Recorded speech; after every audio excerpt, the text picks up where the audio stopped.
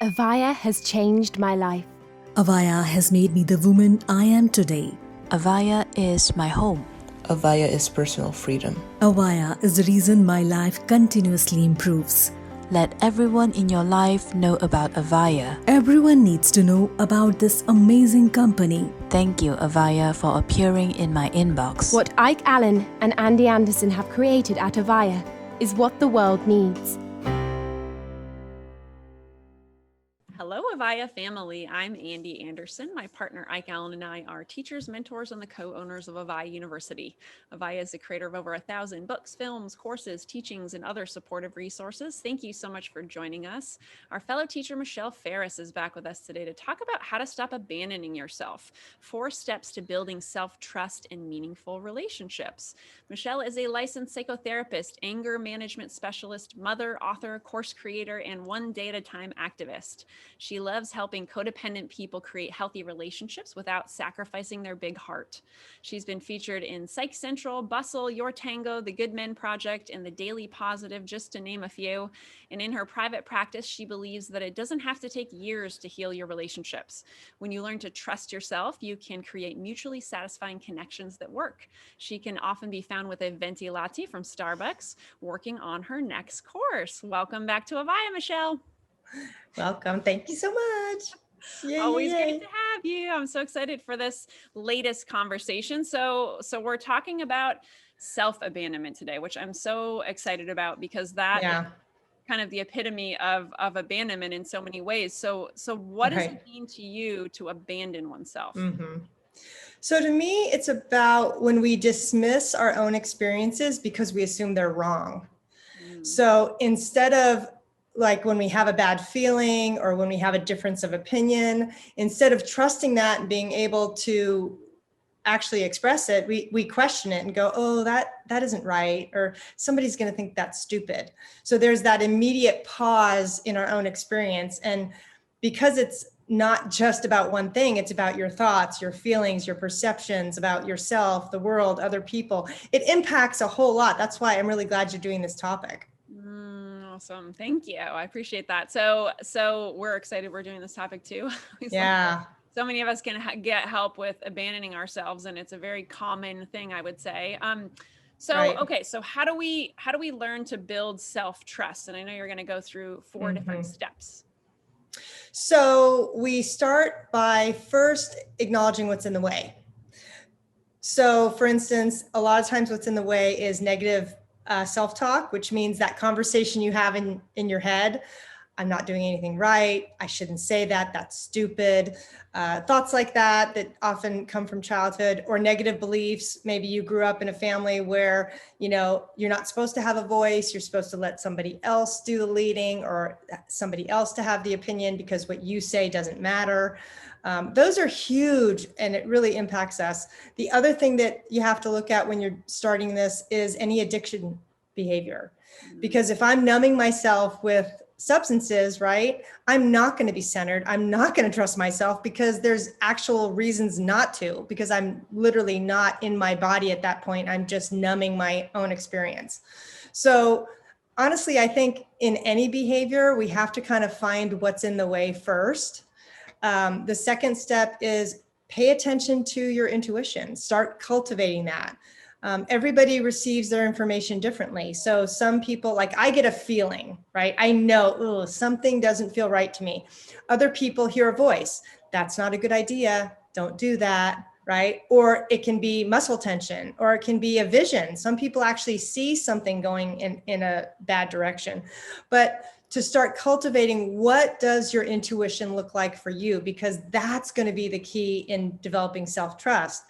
And a simple way to do that is your body. So your body talks to you all day long. Like if I have muscle tension, if my throat's starting to close, I know I'm upset. I know something's up. But if I ignore that, then it's literally going to get worse as the day progresses, and then it's going to come out in my behavior. So our body is really kind of the starting point of, what does your intuition look like? Next step is start practicing it. And what I mean by that is some people think, oh, I just have to start doing it. Well, yeah, but you do it and then you assess the results. So if you listen to your intuition, assess the results. If you don't listen to your intuition, do the same thing, because I can't tell you how many times I haven't listened to it and I've had a huge lesson. I'm sure that's probably happened for you. Many Everybody. times in my life. Absolutely. Yeah. Yeah. And don't you think that even the mistakes of when we don't listen actually are just as valuable, because then you realize, oh my God, you were right? Yeah. And just like how important it is to listen, because sometimes that impact of not listening is not enjoyable. So I'm like, wait a second, I don't want to do that again. Right. And I think that's what we need to normalize is, new behavior doesn't start like that.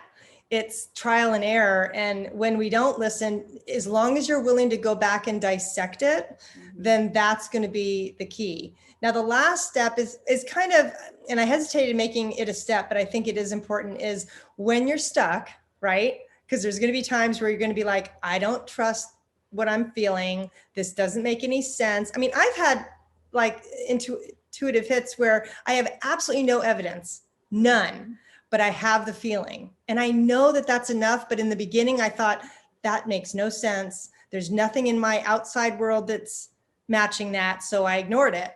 So that's when I think getting trusted feedback, calling a friend, calling a person that you trust, that you can say, hey, you know what? I just went on this date. The guy got drunk. What do you think? And hopefully your friend's going to go, yeah, that doesn't sound right on a first date when people are going to make their best impression. But if you don't get that feedback and you leave it to yourself, you may, because of that self-doubt, just do the same thing over and over again. Mm-hmm. Yeah, right. So it seems like trusting ourselves, like we can also, right, phone a friend, as you said, right? Yeah, I love that, phone a friend. Yeah, right. And like allow other people that we trust in our lives to help support us in our own trusting of ourselves. So yeah, I love that. And I want to go back to like step one really quick. So I remember you said like what's in the way and thoughts and beliefs and negative self-talk and all that kind of stuff. And then, right, if we're covering all that up with some kind of an addiction, like you said, I think that's so important, because so many of us, whether not necessarily it could be drugs or alcohol or food or whatever, but even just like, oh, I'm just going to like immerse myself in romance novels or something, right? Yep. Those kind of numbing tendencies. So I think that's a really good aha moment, because I think a lot of us, if we don't recognize that, then we can't move on to those next steps. Right. And I think what you just said is really important, that it doesn't necessarily have to be a substance. It can be a behavior that you're just using to escape. Right. Because you're not used to going inward with the feeling, you're used to ignoring it. So because that's so much for the body to carry, you're going to have to find something else to do to ignore that feeling. And that's when we get into trouble. Mm-hmm. Yeah. You can also relate it to like people who use work and to numb that, right? Oh, I'm just going to distract myself, which I can relate to. Me too. have some more things to do at Avaya University. Okay. That's right. That's right. Okay, awesome. So thank you for going through those different steps. And so let's talk a little deeper about trusting ourselves. So how does, or actually the opposite of that, how does not trusting ourselves hurt us? Gosh, it hurts us in so many ways. And I think the hardest part is because it's not something tangible that people think about, they can miss it. But the first thing is, when you don't trust your own experience, it really impacts you on a daily level. Because decisions are going to be hard to make, because immediately you're going to think you're wrong and you're going to call 10 people, right? And it actually sets up a dependency in your relationships, because you're actually not trusting yourself. And I used to do this. I would call 10 people and say, what do you think? Because I couldn't trust my own perception. And it was so nice to stop doing that. I can't tell you. When somebody violates your boundaries or says or does something hurtful, you're not going to trust it. Right. You're going to go, well, I'm being too sensitive, or that shouldn't bother me. And you dismiss it. And then you end up in actually potentially difficult and dangerous situations, because you're not paying attention to, hey, somebody just yelled at me and they're getting louder and I need to remove myself, instead of, well, he's going to be upset if I leave, and then you have that conversation versus your own safety. Another one is, when we stay silent like that and stuff those feelings, they have to come out. They're not, the whole, well, if I don't feel it, it's going to go away. isn't true. You know, we can all, most of us in recovery attest to that. But what it does is it creates a lot of anxiety internally. Because when I used to shove my feelings aside, and in my 20s, I was queen of this, I'd be running around my house trying to do all kinds of stuff. And I didn't realize what I was doing was I was literally avoiding being with myself. Mm-hmm. And because I was doing that, I felt really anxious and stressed. And sometimes it comes out as a stomach ache or a headache or a muscle tension because your body has to do something with that emotion. Right. And sometimes people who are like super nice, they actually end up in an explosive bout of rage eventually because they can't contain that feeling. And one more time somebody's said or done something and they explode. And that's not their character, but that's a aftermath of, you know, not being able to take care of ourselves in the moment. Right. Why do you think, I'm just curious, right? Like, why is it so hard for so many of us to just get in touch with ourselves? Like, what's the big deal? Yeah. Right. Getting to know Right. ourselves. Like, what do you think? Well, I think if we grew up in families where our feelings and our perceptions were not validated, then of course we're going to learn to dismiss it. And I think a lot of parents, especially back in the 70s and 80s, maybe and 60s, it was about bringing home the money. It was about taking care of the home. It was about making sure kids got good grades. It wasn't about emotional intelligence. You know, some parents aren't equipped and don't have any skills to deal with a child's emotions. But, you know, I think that's really starting to change because there's so much great content like your summits that are able to educate people in really that, yeah, with our kids, we have to validate that if they're scared, you know, it's okay to be scared, not to say, don't feel that way. Oh, that's silly. That person isn't hurting you. Because again, that makes us feel crazy. It's that gaslighting thing because, you know, there's two things. When we have an abusive experience as a kid, right, that's hurtful enough, especially if we weren't protected. But if you add on to that the caregiver or abuser denies that it even happened, that's another whammy. Like, oh my God, not only was I screamed at, they're even denying that they're screaming at me. Right. Or they're blaming me for it. That makes us feel nuts. And that does most of the damage. So of course, how could we possibly trust ourselves and our perceptions? Because if something that blatant gets denied, we're going to question everything, even if it looks like a duck. I'm so glad you mentioned that because I'm sure a lot of us can relate to some kind of experience in our childhood where, right, we started questioning ourselves because our parent or guardian or someone, an older brother or sister, somebody who we looked up to or relied on, right, depended on for our livelihood and our survival. The gaslighting scenario, right? If that happened to you, then of course you're not going to trust yourself or trust your intuition. If that person did that, that's a really good point. I'd never really thought about it like that. Well, and then you're going to attract people who do that to you. Right. So that gaslighting is now going to become a pattern because if you don't trust yourself, you're going to look to someone else to make that decision for you. And then you're going to feel crazy in your adult relationships and you're going to blame yourself for that, which is really no way to live, you know? Yeah. And then just that like ongoing like cycle and shame and, you know, you name Right. it. So you kind of just touched on this, but let's dive a little deeper. What does, when we don't trust ourselves, like what does this do to the health of our relationships? Well, the first thing it does is if we can't trust ourselves, we're not going to know if a relationship is healthy. We're not even going to be asking ourselves that. We're going to be thinking, are they happy? Do they love us? Is the relationship secure? It's not going to be, well, how is this person treating me? You know, how is this relationship going? When I call them, is it reciprocal or is it they only call me when they need something? Because if you trust yourself, those red flags are going to show up really early. Like now I can tell I'll meet somebody because I'm pretty friendly and I can tell right away, yeah, they're not interested in being a friend, or they're talking like a mile a minute and they can't stop and there's no input, you know, there's no back and forth. But in the beginning, when you're in recovery, you kind of think, well, I just want somebody to like me, you know, so that's where the codependency kind of comes in. but it's really, it's really a painful way to have relationship, because those red flags are super important information for us, because they show up early, like getting drunk on the first date. I can't tell you how many times I've heard that in my couples therapy.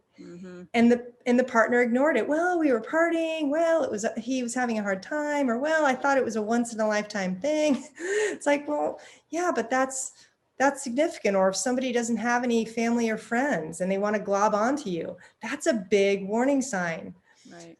But most people have that feeling, right? That doesn't feel right. And that's what I want people to pay attention to, is whatever that looks like for you, to start cultivating it, because that is the gold. Yeah.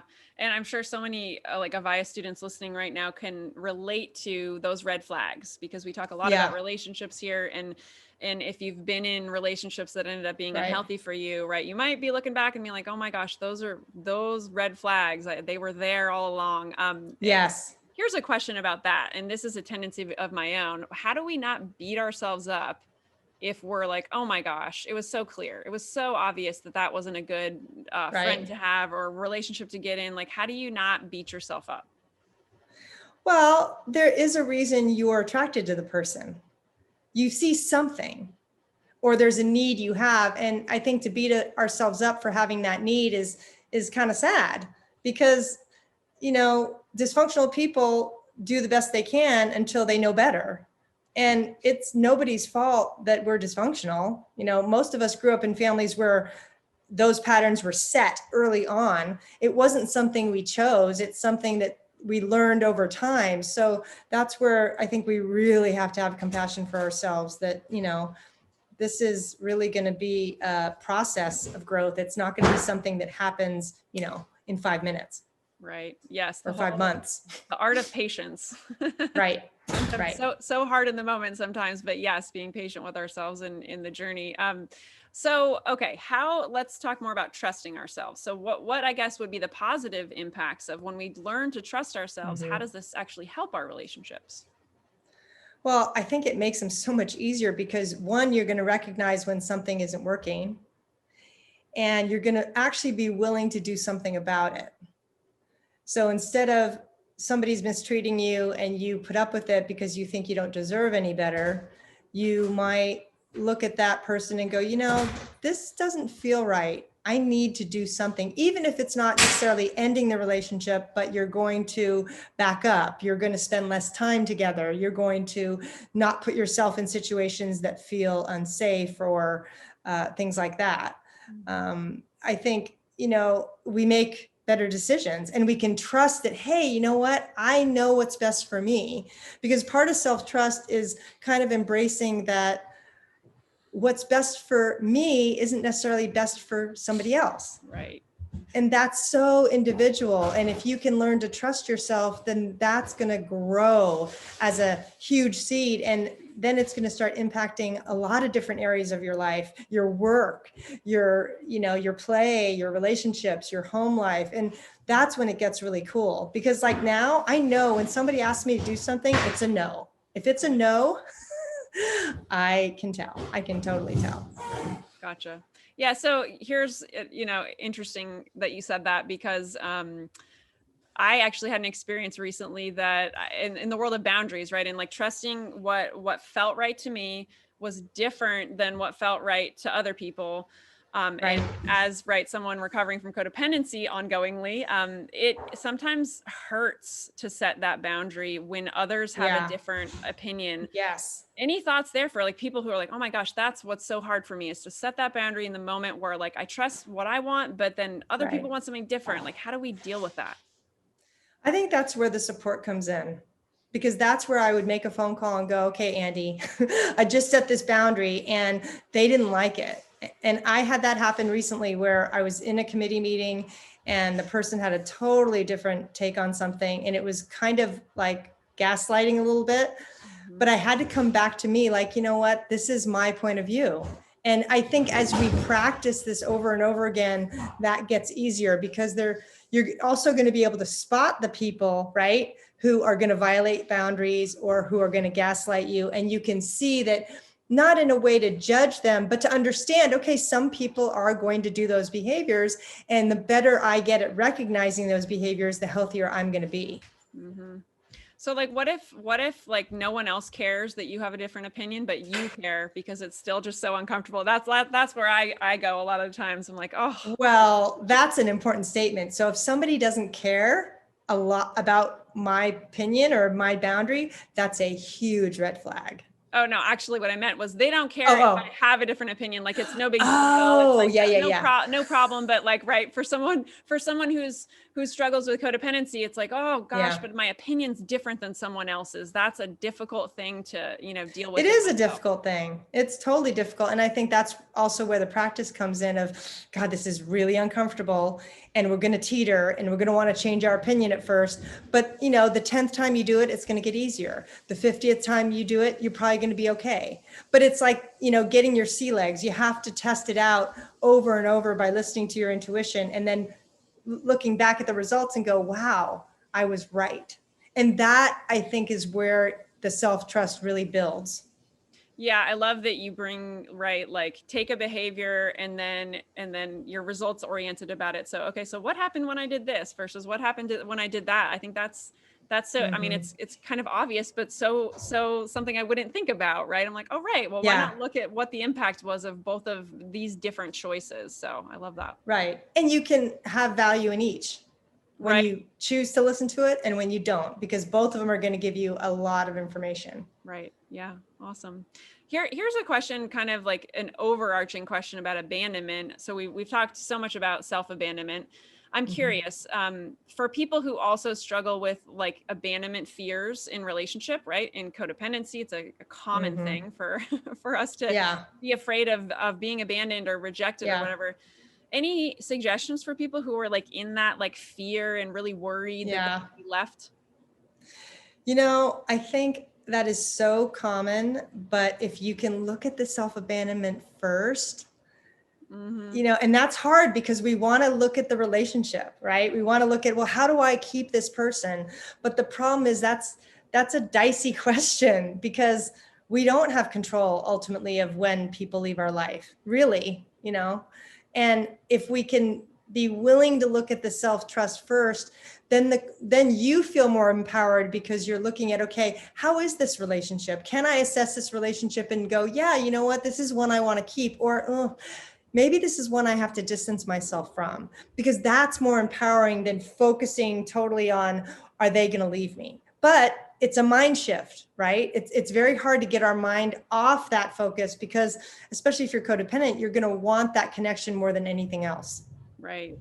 That's where our focus often is. So yes. Right, that kind of addictive, in my experience, right? It's very like I'm clawing and grasping at that thing, that person or whatever it is outside of me that I don't want to leave. But yeah, you said it so eloquently, right? We really don't have control over, right, how long anyone is going to be in our life, right? We're all going to die. We all are coming and going from this earth, as well as and in each other's lives. And yeah, it's always kind of a difficult truth to realize, at least in my experience, but at the same time, kind of freeing. So it's like both.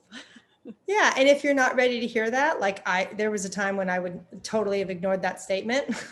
That's okay. That's part of recovery too, is that maybe you need to stay focused on, how do I not get abandoned by others, until you realize that you're the missing piece in that. But that may take a while to see that. And that's okay. Yeah. There is no magic. How do you not get abandoned by others? Right. Yeah. Right. Yeah. Yeah. I love that. Awesome. Well, I'd love it if you'd also share about a free gift you have for everyone, as well as a new program you have. And there's a couple buttons below that link over to Michelle's site. So what do you have for us? So I created a relationship checklist simply for this issue, because it's really hard to know how to assess if our relationships are working, right? Most people go to therapy for that. This is a tool you can use without being in therapy. It's some checklists on the relationship and your own relationship behavior. So I did it, and I was surprised at who showed up as supportive. And there were a couple people that showed up as not supportive. And I thought, I haven't looked at that person in that way before. So it's definitely eye-opening, the people who have taken it. And then I just completed a self-trust journal that I'm super excited about. Based on this topic, I thought this was really cool. So I went through what are the steps in journal prompts to literally walk you through how to build your self-trust, self-love, intuition, forgiving yourself. Because there's reasons why we don't trust ourselves. And sometimes we need to dig in the past in order to heal that. So that's what the book's about. Awesome. Well, thank you for that. And again, everyone, those buttons to the checklist, as well as that new self-trust journal prompts are below. And do you have any last insights? Anything else we've left out or you want to talk about before we wrap up? You know what? You can't do this wrong. Just keep showing up. Just keep showing up. Don't compare yourself to other people. Just keep in your lane. And, because everybody's journey is really unique, and part of self-trust is going to look really different on every person. And to really, I would hope that your listeners can honor that and know that their journey is going to be their journey, and it's not meant to be compared to anyone else's. Well, amen to that. That's perfect. Yeah. Thank you. Thank you for doing this. Thank you for having me. This is always fun to have our chat. Always, always. And thank you, Avaya students who are watching or listening right now, for showing up for yourself today, not abandoning yourself, right? Showing up and being here for this conversation and really learning how to trust yourself and what that looks like for you. So we'll see you all again real soon. Take care. Hey everyone, thank you so much for joining us for this latest class with Michelle Farris. She talked with us today about how to stop abandoning yourself, 4 steps to building self-trust in meaningful relationships. I absolutely love this conversation. I always love connecting with Michelle, and I think we talked about pretty much the most important thing we can talk about when it comes to abandonment, and that is stop abandoning ourselves. Because if we abandon ourselves, that is going to impact every single relationship we have in our life. So we talked a lot about these 4 steps of building trust, right? And when we start trusting ourselves, we're going to stop abandoning ourselves, because we're going to trust our gut instinct.